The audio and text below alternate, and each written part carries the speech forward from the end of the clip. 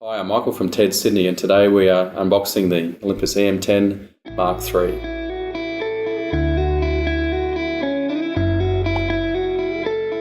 So Olympus is a brand that's been around a very long time, and I think they're very proud of their optics. They're good at what they do. The reason they're still around is that they've kept true to their roots.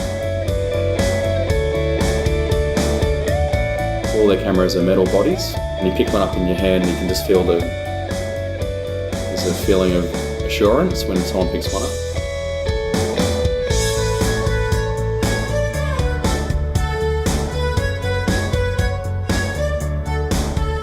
Each generation the processor is updated, so that will in turn give you better low light performance.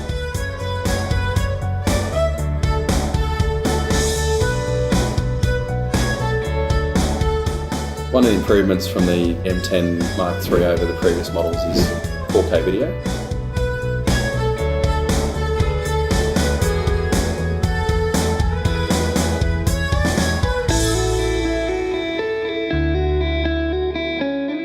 One of the things I really like with using Olympus now is the speed of focus and the responsiveness, the accuracy of focus, and being able to create an image that was successful 99% of the time.